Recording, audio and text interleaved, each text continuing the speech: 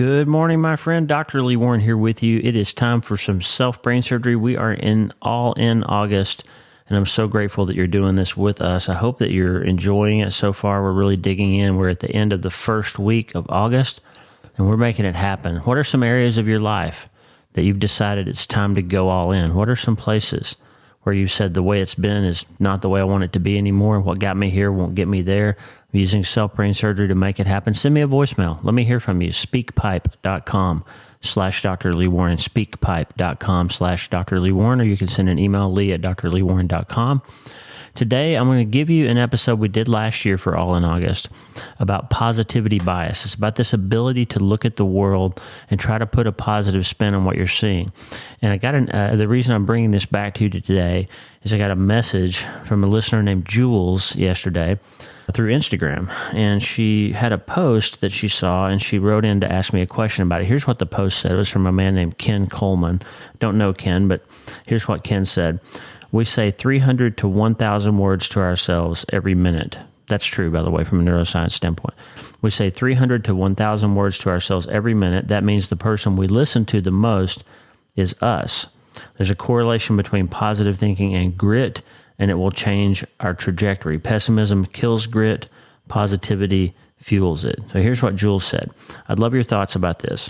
I'm not sure it's just about, quote, positive thinking, because we can't just change our situation by thinking better of it. When those bad things happen, we can overcome them with knowing that God has this, and no matter what, He knows what we're going through. He's always with us. I guess I'm struggling with those words to just think positive.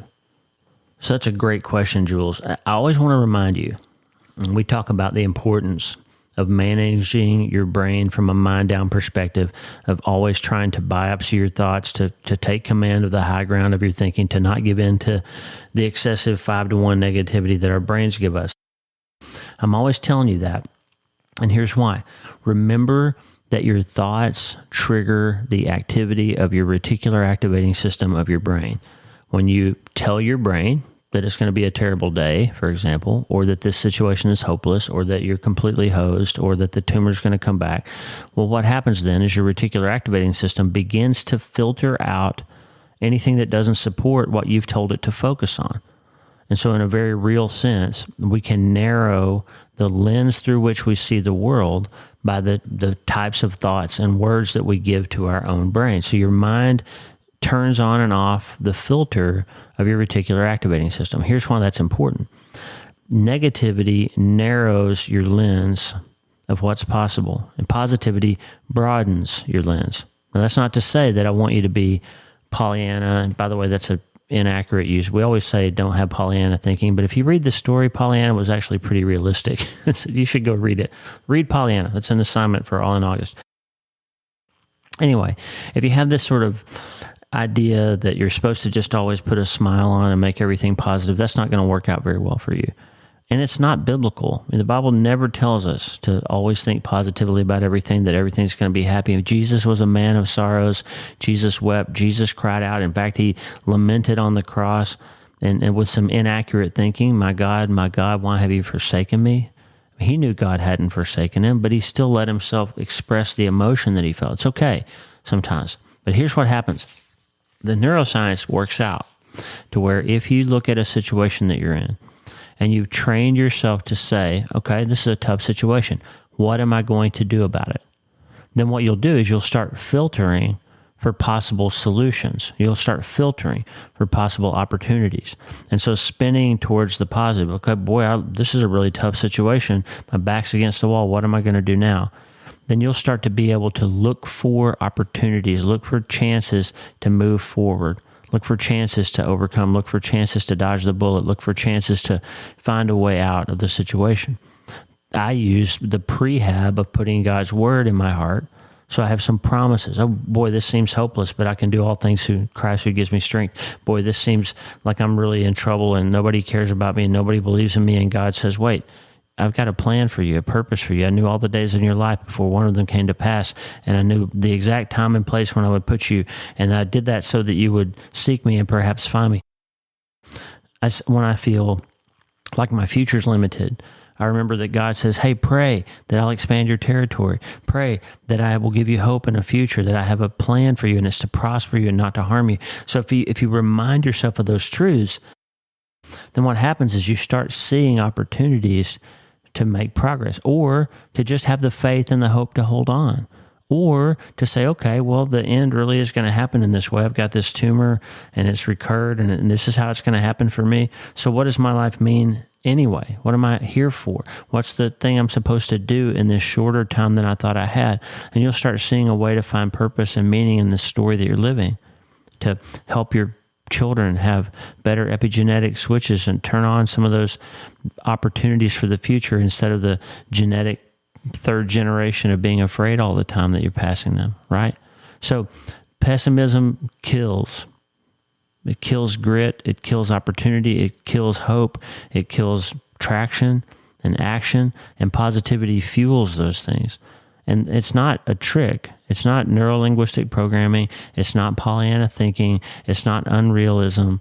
It's this idea that positivity bias gives us an opportunity to see hope instead of darkness.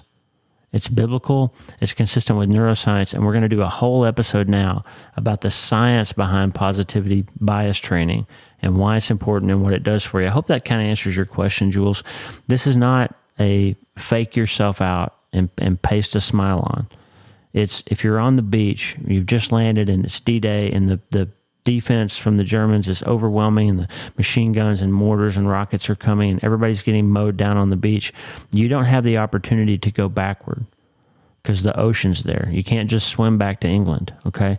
You've got to get up through that beach and into some safety and find a place to build your defense on, and then move forward in the attack. You got to get off that beach or you're going to get killed. Remember the first 30 minutes of Saving Private Ryan?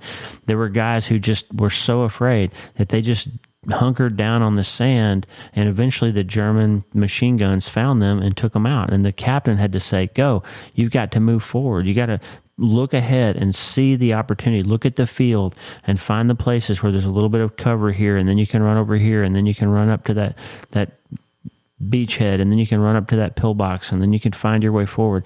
You've got to be able to say, if I stay still, if I stay here and bury my head in the sand and just give in to the negativity, I'm going to die. I'm going to be stuck. I'm not going to make progress. In other words, if you don't look for opportunity, you will never find it. And so having a positivity bias gives us hope. It gives us options. It gives us the ability to tell our reticular activating system who's boss and what to look out for. That's what this episode's about. Don't forget to share All In August with your friends. Send the episode to 10 people and say, hey, listen to this with me. Go all in with me. Let's start together. Let's get after it. My book, Hope is the First Dose, is the textbook for this month, along with All In by Mark Batterson. I hope that it's helpful to you, my friend. I hope that you enjoy this episode that we got coming up from last year. I think it's going to help you. Let me know if you found a way to include more positivity bias in your life, or if you've been dealing with negativity. How's it working out for you? Let me hear from you. Speakpipe.com/Dr. Lee Warren. You can't change your life until you change your mind, friend. I hope this helps. God bless you. Good morning, my friend. Hope you're doing well. How's it going out there? It is going to be a great day here on the river in Nebraska. We had a really good day in the OR yesterday and did some good things for people, but it was one of those days that just a lot of little nagging things happened. You know what I mean? Like 10-minute delay here and a 5-minute delay here and a 3-minute delay here. And by the time it stacked up, we had a day that finished at 5 and it could have finished at 2. And it's not bad to work till 5, obviously.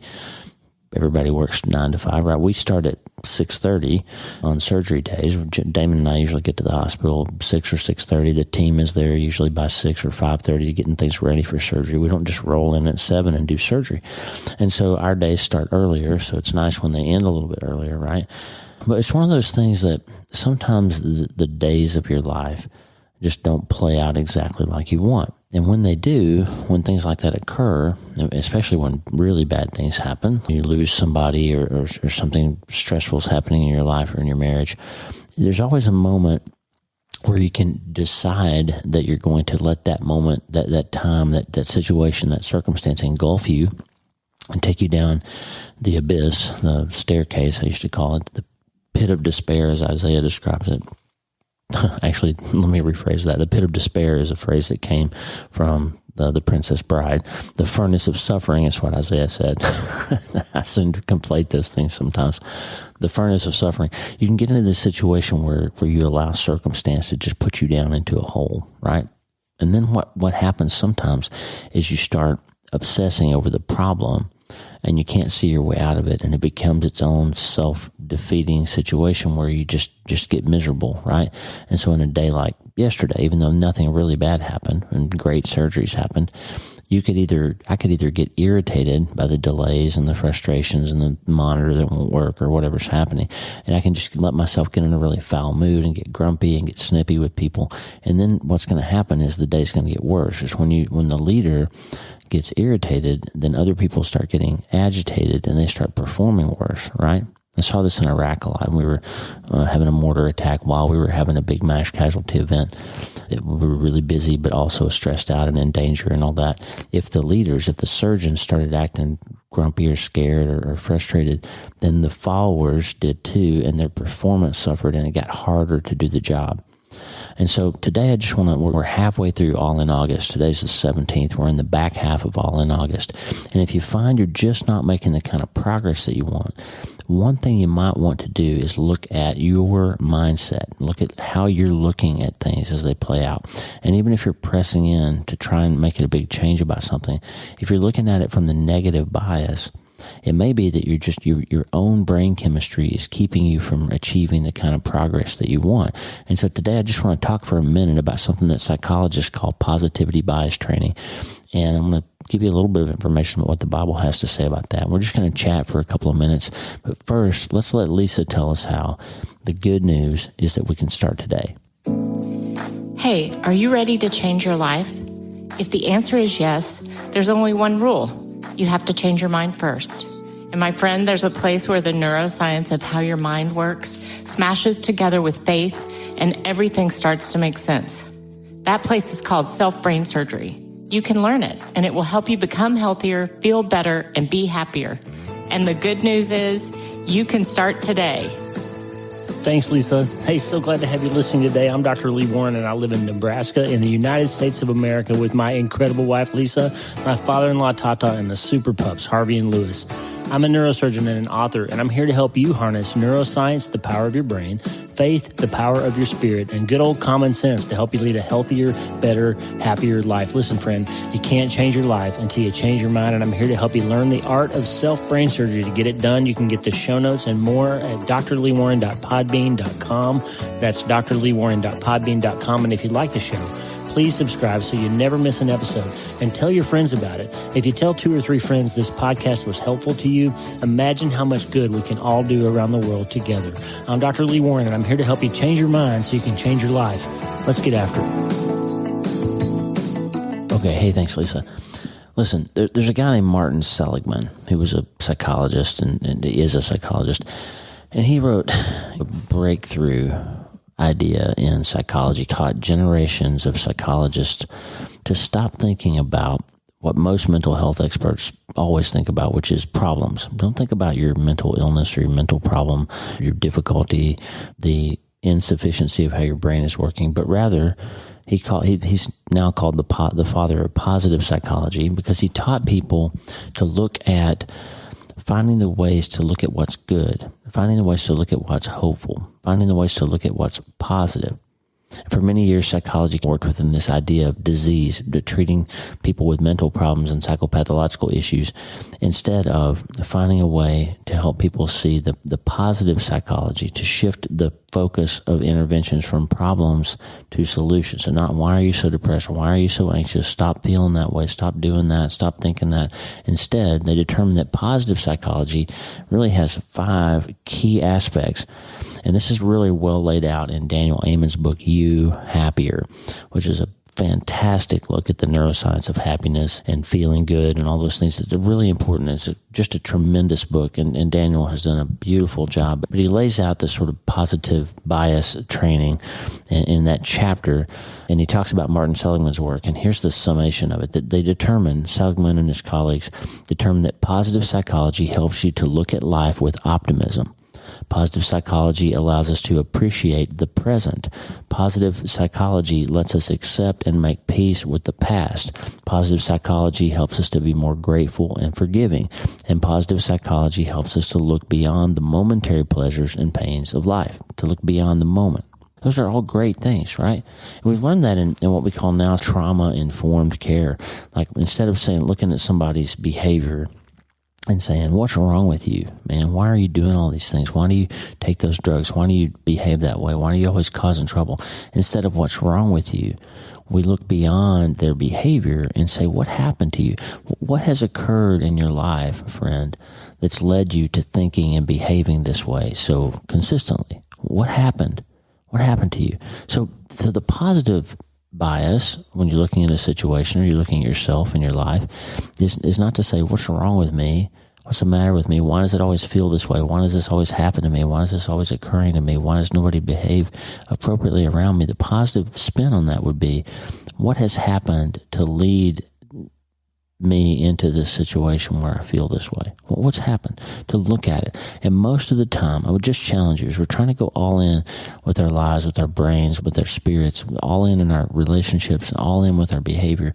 I want you to understand that a lot of the times, the problem is what I've jokingly called eye trouble. Like, we're wondering why everybody else is behaving a certain way, and we never look inward to maybe some of the solutions to why things are happening or feeling the way they are has to do with the way we're thinking and approaching them.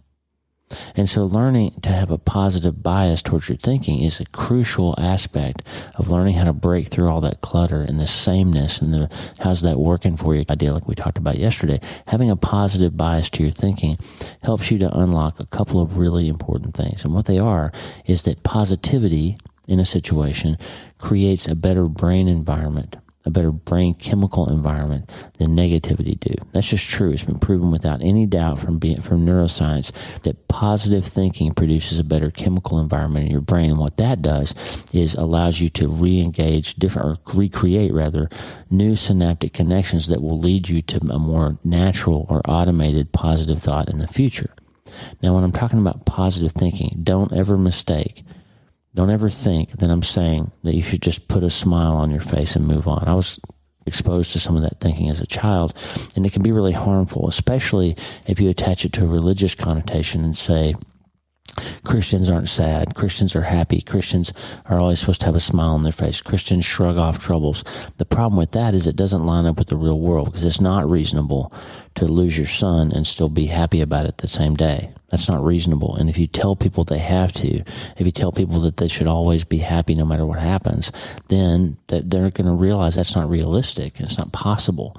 And then you're going to start feeling guilt and shame over not living up to what you are being taught that you're supposed to feel, right? So when I say I want you to feel positive, I'm not saying that you should always just paste a smile on and act like it doesn't matter to you. That's not what I'm talking about. What I'm talking about is, like I said the other day, when you're on the beach and the bullets are coming at you, and you know what your purpose is, then you can put the shield up and you can say, wait a minute, I've got to find a way through this. There is a path forward here that will allow me to succeed. I'm gonna stop just thinking about the bullets coming at me, and I'm gonna start looking for the opportunity to move forward safely. I'm gonna start believing that there's a way to get from point A where I'm at to point B where there's safety, where there's peace, there's hope, there's future, there's reconnection, there's the resolution of problems or whatever. There's a way for me to get from here to there. And I'm telling you, friend, the way to get from here to there in your brain is to look at the situation with a positive bias, to say, okay, this is happening, but I can find a way through it. Because the alternative, the negative bias, is the cortisol and the adrenaline, the stress hormones are going to fire up, and you're going to say, I need to run away, or I need to suck in and get deeper down in this hole and just hide, or I need to kill myself, or I need to divorce this person, or do whatever. You go down this negative path, and your problems don't generally get better, do they? If you dig in on the beach, you're going to eventually have a shell land on you and get blown up. But you've got to have an ability to move forward, and the only way to do that is to find some way to positively look at the situation. Again, really careful to discern what I'm talking about. I'm not saying that you say, oh, yeah, I went bankrupt. Great, that's wonderful. No, that's not what I'm talking about. That's insanity. What I'm saying is the money's not there. What can I do? Is it impossible? Is it never going to be okay? Am I going to fail? Am I going to go bankrupt? Are they going to take my house? No. You say, wait a minute, I've got some skills. I can add some hours at work. I can find a way to get my boss to advance my pay. I can do this. I can do that. There's a way to solve this problem. Starts with prayer. There's a way to clear the situation and look through it and find an answer, and look through it and find a possibility, look through it and find a path. That's what I mean by positivity. Not, oh, it's all going to be okay, which I say that all the time, but I don't mean it in a silly way, a fantasy way. To say that based on my track record of memory of the past, of how God has behaved and responded when I've had trouble in the past, somehow I got through all those previous situations. Somehow I didn't go bankrupt. Somehow I didn't die in Iraq. Somehow I didn't kill myself after I went through a divorce or had all those issues. Somehow I found love when I met Lisa. Somehow I believed in myself again because Lisa said I was okay. Somehow God got me through losing my son. Somehow we managed to survive our moving our practice from Alabama to Wyoming, and somehow we wound up in Nebraska. Somehow God did all those things. And so since he did all those things in the past, I've got memory. I can say, maybe there is hope for the future. And then I can flex that muscle of hope and start moving towards that possibility instead of just hunkering down on the beach and waiting to get blown up. Right? That's what I mean by having a positive bias. You just say, I'm going to look at this situation and find the path, because there is a path. There's a crack in the door filled with light in this dark room, and I just need to find the path forward there. Okay? So when I tell you to have a positive bias, please don't ever think I'm telling you to be unrealistically positive. Okay? There's lots of psychology to this. But the thing you don't know, the thing that most people don't know, is how much positive and negative thoughts affect your brain chemistry. I said it a while ago, but when you have a happy thought, even a simple one, like a bright idea, a loving feeling, your brain releases the chemicals of happiness, dopamine, serotonin, endorphins, oxytocin. They calm your body. They help clear your thinking. They help you find possibility and hope in the moment. And when you have negative thoughts, the brain releases or decreases certain chemicals, and you feel angrier, more stressed, more sad. The release of these stress hormones like cortisol and adrenaline, and you deplete the positive neurotransmitters, and your brain predictably gets worse and worse and worse when you focus on those negative thoughts. So your choice then, as I've told you many times, the only part of God's creation that has the gift of selective attention are human beings. We're the only ones who have the ability to say, I am not going to think about that for a second. I'm going to think about this instead. You can change trains. You can change your train of thought. You can change what you're thinking about, friend. And you can decide to think about something that's going to make you feel better instead of worse. You can. You can set that train of thought, and you can change the direction of how you're thinking and feeling, and that deciding that you're going to live more positively is the key to do that. You have to do that ahead of time.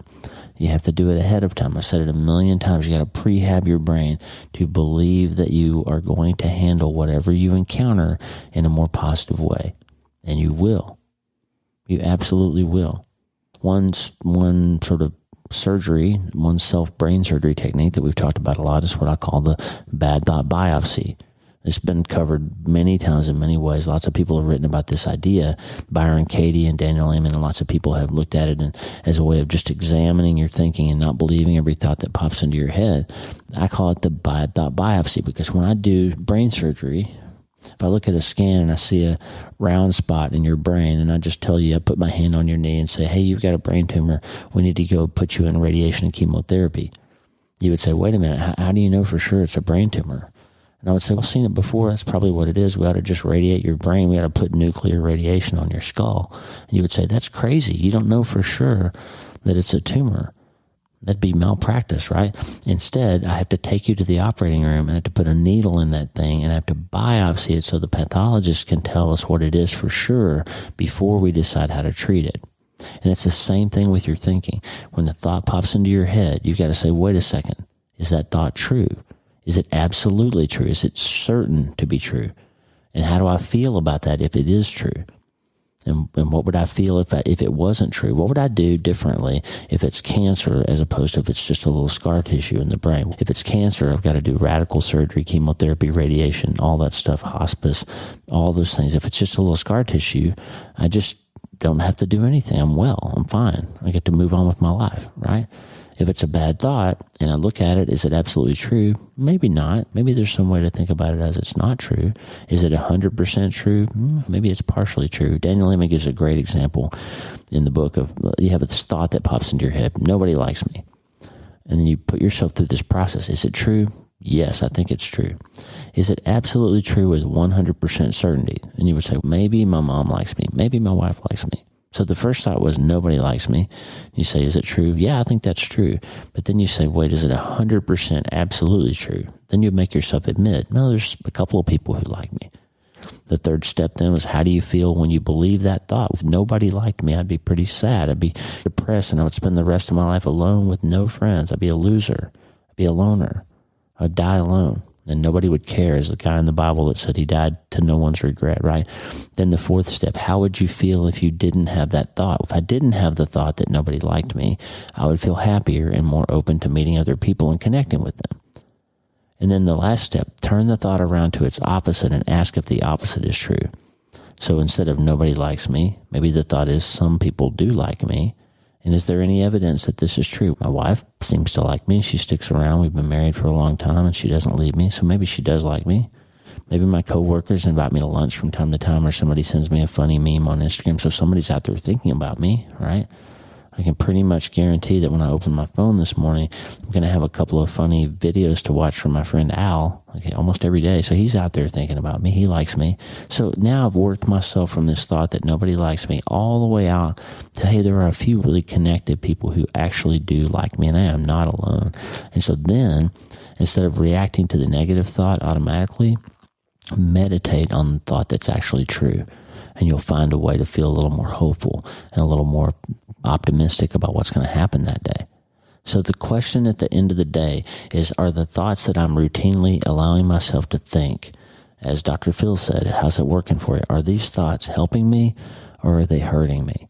Is my bias negative towards harm of my own brain chemistry, or is it positive towards helping my brain chemistry and therefore my automated thinking, my synaptic connections, and my behavior going forward that's easier and easier to accomplish because I've trained my brain with prehab, brain surgery, and now rehab to go forward in a more positive way? That's the treatment plan.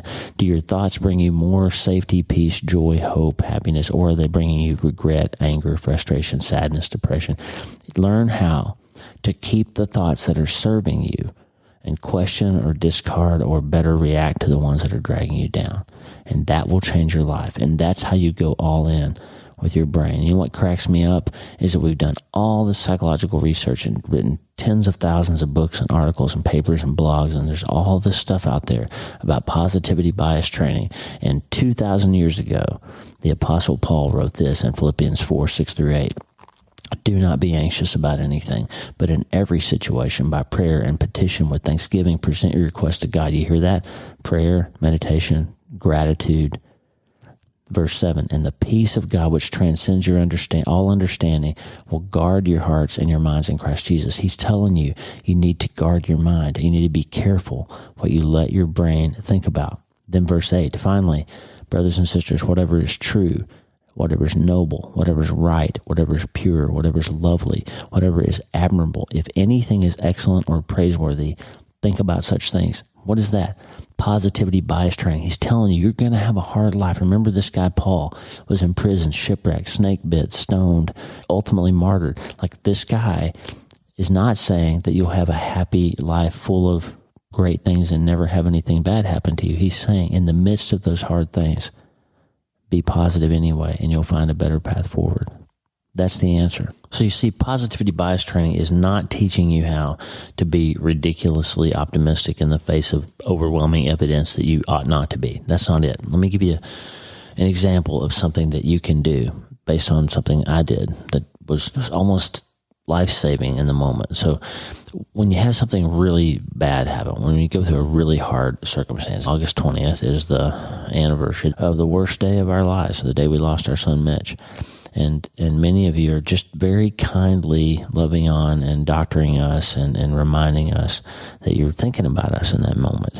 And I just want to tell you how grateful we are for that. Just to know that people are out there that are aware. As time goes on after a big event like that happens, you wonder if people know, if they care, and especially the people who knew about it when it happened and who knew that person that you lost or knew that situation that you went through. Have they forgotten? Like I spend a little time sometimes going down this rabbit hole of worrying that people have forgotten Mitch or don't remember how funny he was or how smart he was and those kinds of things. And to know that the people who didn't even ever know him are just giving us a little thought, a little mental energy, sending out a word of encouragement, and even taking the time to write. That's amazing. And so it's a good example of how we can love on and be community for each other, even if we're only connected digitally to each other in the world. It's amazing what the internet has allowed us to do. So we're grateful about that. But let me tell you something that happened. So we lose our son on the 20th. On the 23rd, we have his funeral, and we were driving back from Prattville, Alabama to Auburn, which is about an hour and a half, something like that. Probably an hour and 15 minutes in the car that day. Got my parents in the back seat. Lisa and I are in the front. We're in a little caravan of cars going from Prattville down the interstate to Montgomery and then over to Auburn to the east. And we're devastated, right? We're crying and we're just numb and we don't really know what we're going to do, and we're in that situation of just being emotionally stunted and muted by the whole thing. And all of a sudden, it's a cloudy day, and all of a sudden, we see this intense, incredible, just unbelievably vivid double rainbow over the highway, and it was in front of us far enough that we could see both ends of it, like we're driving under this double rainbow. And just in that moment, I can't really describe it. It sounds silly. I just knew that somehow God was going to get us through this. And I had this weird thought. It's just this strange thought. I wonder what that looks like from Mitch's perspective in heaven. I wonder if he can see that rainbow. I wonder if he's smiling because he knows it's giving us a little bit of a boost, a little bit of a lift right now. Like, I just had this moment where I stepped out of the pain that I was in and allowed myself to think about something that was happier. And I felt better. And that sounds like a trick, but it's not a trick. From a chemical standpoint, even in the midst of a hard time, you can notice something good in that moment. There was a day in Iraq I wrote about in my last book where I was just miserable and everything was bloody red and everybody had gotten blown up, and we did all this trauma surgery that day, and it had been just brown everywhere on the outside. There's dirt everywhere, and it's dark sky, and there's a sandstorm, and my whole world was red and brown, just red and brown. I was just focused on these negative thoughts as I was walking down the sidewalk, and I just encountered this little tiny plant that was growing up, bright green plant growing up out of a crack in the sidewalk. And it just was, wow, this whole world, my brain is saying everything is red and everything is brown, everything is bloody or dirty or filthy or decaying or dying or screaming or bleeding. Everything is negative. And all of a sudden my brain said, but that's not. There's a little blade of grass right there that's popped up somehow improbably in the middle of this desert. There's a little green plant growing up out of the ground in the hardest place possible, growing up out of concrete. And just for a moment, I said, if that plant can grow and thrive in this difficult environment, maybe I can too. And so I just stepped out of the problem and into something a little bit more positive for a second. And it made a huge difference in my heart that day. It just made a huge difference. And I've heard from so many people that little story in that book resonated with them. And the reason it resonates, friend, is because we need to be able to find, and it's something you can reliably do. You can train yourself to find something positive in the midst of any situation that you're in. And that doesn't mean that what's happening isn't happening. It just means that you allow yourself to say, we're on parallel tracks here. This is happening. There's still some good and some light and some hope in the world. And because of that means it's possible for you to get through what you're going through and move forward. That's why the Bible says, think on these things. That's why the Bible says, fret not yourself. Like, don't go down these rabbit holes of negativity, because that's how you get lost in these heavy circumstances. Don't allow yourself to believe every stupid thought that you have, because most of them are negative. Most of them are wired to be negative, but you can train your brain to bias towards positivity. You can, and it'll make all the difference. And I'm just telling you, friend, if you can learn to think on these things, these better things, you're going to be happier. And not to be happier just for the sake of acting like things are going to be okay, but to be happier because happier people have better brain chemistry, and they make better synapses, and they make better decisions, and they find better possibilities, and they solve problems better. And this has been proven unequivocally through all kinds of scientific research.